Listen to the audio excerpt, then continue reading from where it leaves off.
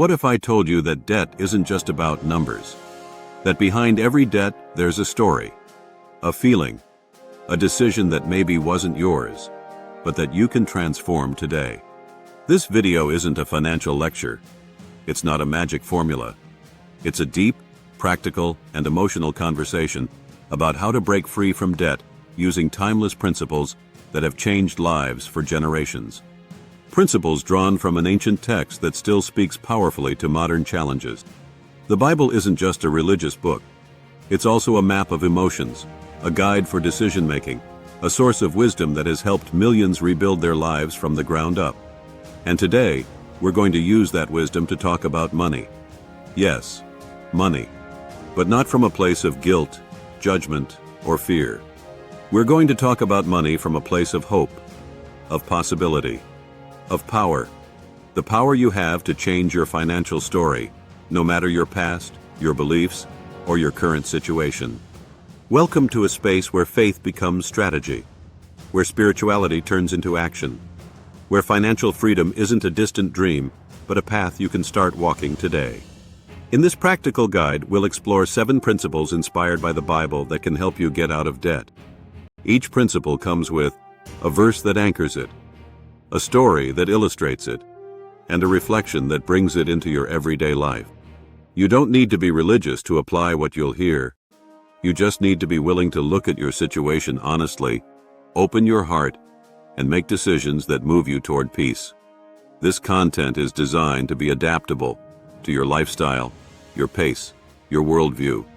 And if you stay until the end, I'll share a simple prayer you can use as an emotional tool, a grounding moment, a reminder that you're not alone in this process. Plus, I'll invite you to explore the full library of content available on this channel. Because here, we don't just talk about money. We talk about purpose, about restoration, about building a life that makes sense, even in the middle of financial challenges. So take a deep breath. This isn't just a video. It's a starting point, a seed, an opportunity to look at your relationship with money from a new angle, and maybe to start writing a new story. First principle: recognize the emotional root of debt. The borrower is servant to the lender. Proverbs 22:7. When we hear the word debt, we think of numbers, interest rates, overdue payments. But rarely do we think about what's underneath, what led us to borrow, what we were feeling when we spent more than we had, what we were trying to soothe when we bought something we didn't need. The Bible says the borrower becomes a servant to the lender. And while that may sound harsh, it's also deeply revealing. Because it's not just about financial slavery. It's about emotional dependency, about feeling like we can't say no, about living to please, to impress, to fill voids that can't be filled with things. The story of the Israelites in Egypt is a clear example.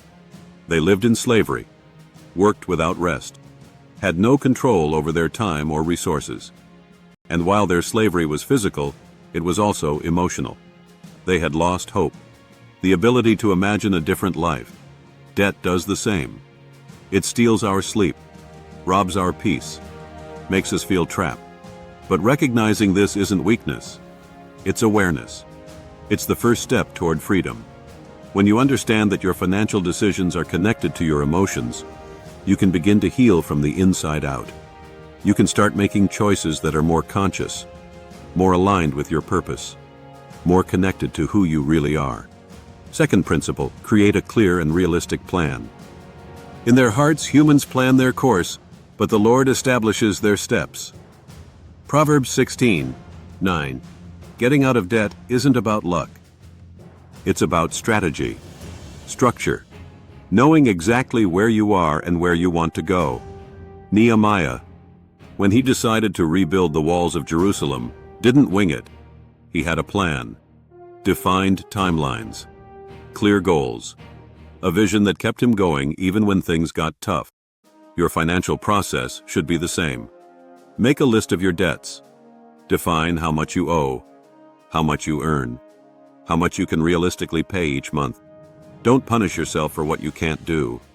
Celebrate every step you can take. Every payment, no matter how small, is a victory. Every conscious decision is a seed of freedom. And if you don't know where to start, seek support. There are tools, people, communities that can help you build a plan tailored to your reality. What matters is that you don't stay stuck, that you don't let guilt paralyze you, that you take action, even if it's small, because every step matters. Every move brings you closer to peace. Third principle, avoid new debt while healing the old. Let no debt remain outstanding, except the continuing debt to love one another. Romans 13:8. When we're in the process of financial healing, it's easy to fall into the trap of borrowing again.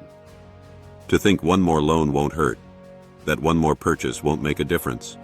But every new debt is a fresh wound, an added weight, a distraction from your goal. The story of the prodigal son illustrates this well. He asked for his inheritance, spent it recklessly, lived without limits, and when he hit rock bottom, he realized he needed to return, not just to his father, but to a more conscious life. Avoiding new debt is an act of self-love, of respect for your process, of commitment to your freedom. It's not about living in scarcity. It's about living with intention, learning to say no when needed, understanding that every no today is a yes to your peace tomorrow. And if resisting temptation is hard, seek support. Surround yourself with people who inspire you, who remind you of your purpose, who help you stay focused. Because this journey isn't walked alone. It's walked in community, with faith, with strategy, with love. Fourth principle, ask for help without shame. For lack of guidance, a nation falls, but victory is won through many advisors. Proverbs 11:14. One of the biggest obstacles to getting out of debt is silence. Shame, fear of others knowing what we're going through. But the Bible reminds us that wisdom is found in many advisors, not in perfection, not in expertise, in guidance, in people who can see what you can't, who can help you make clearer decisions, who can hold you up when you feel like falling. Moses, one of the most important leaders in biblical history, couldn't do it all. His father-in-law Jethro saw him exhausted and said, "You can't do this alone, you need help." And Moses listened. He didn't cling to control. He didn't let pride get in the way. He accepted the advice, and his leadership grew stronger. So can you. You don't have to carry everything. You don't have to know everything. You don't have to fix everything in silence. Asking for help isn't failure. It's maturity. It means you're ready to change. There are financial advisors, support communities, content like this that can walk with you. What matters is that you don't isolate yourself. Don't lock yourself in guilt. Open up to the possibility of guidance, because no one gets out of debt alone. It takes a network, a voice, humility. Fifth principle, practice generosity even in scarcity. A generous person will prosper. Proverbs 11:25. This principle may seem contradictory. How can I give when I barely have? How can I share when I'm trying to get out of debt? But generosity isn't about how much you have. It's about how much you're willing to release. The widow of Zarephath had only a little flour and oil. She was preparing her last meal. But when the prophet Elijah asked her to share, she did, and her supply didn't run out. Not because of magic, but because her act of faith opened a door. Generosity breaks the cycle of fear. It reminds us we're not alone, that what we give returns, that when we help others, we help ourselves. You don't have to give money. You can give time, advice, emotional support. You can share this video with someone who needs it. You can plant hope in the middle of your process. Because when you give, you connect with abundance, with possibility, with the certainty that there's more beyond what you see. Sixth principle, be patient and persistent. Let us not become weary in doing good, for at the proper time we will reap a harvest. Galatians 6:9. Getting out of debt isn't a sprint. It's a marathon, a process that requires patience, persistence, faith that every step matters. Job lost everything, his wealth, his family, his health, but he didn't lose his faith. because he didn't give up. You'll have days when it feels like nothing is changing, when the numbers still look overwhelming, when the effort feels invisible. But every conscious choice you make is a seed. Every time you say no to impulse spending, you're building. Every time you pay even a small amount, you're moving forward. Don't compare your journey to others. Don't punish yourself for what you can't do. Celebrate what you are doing, because your process is sacred, your path is unique, and your perseverance will bear fruit. Seventh principle, redefine your financial identity. For where your treasure is, there your heart will be also. Matthew 6:21. This principle goes deeper than numbers. It's not just about paying off debt.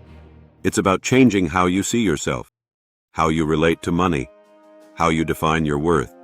Jesus taught that our treasure isn't in what we own. It's in who we are, in what we cultivate, in what we give. Your identity isn't your bank balance. It's not your debt. It's not your financial mistakes. It's your purpose, your ability to grow, to learn, to rebuild. When you redefine your financial identity, you stop living to impress. You stop spending to numb. You stop feeling less because you have less. And you start living with intention, with purpose, with freedom. Because money stops being your master and becomes your tool. A tool you can use to build, to serve, to live with meaning. Today we walked through 7 principles that can help you break free from debt with wisdom, strategy, and hope. It doesn't matter if you're religious or not. These principles are designed to speak to the heart and transform your reality. From recognizing the emotional roots of debt to redefining your financial identity, every step you take can lead you toward a more peaceful, intentional life. And now, I'd like to invite you to close this moment with a simple prayer. You don't need to have prayed before. You don't need to say it out loud. Just let the words settle in your heart. Source of wisdom, help me see clearly. Help me make decisions that lead me to peace. Help me release fear and embrace responsibility. May every step I take be guided by purpose and compassion. May my relationship with money be healthy, free, and full of meaning. Amen. If this message resonated with you, I invite you to explore everything this channel has to offer. You'll find more practical guides, emotional reflections, financial tools, and content designed to walk with you through your transformation. And take a moment to explore the other content waiting for you. Your support makes it possible to keep creating messages that uplift and empower. Thank you for being here. Your journey to financial freedom starts today, and this channel is here to walk with you every step of the way.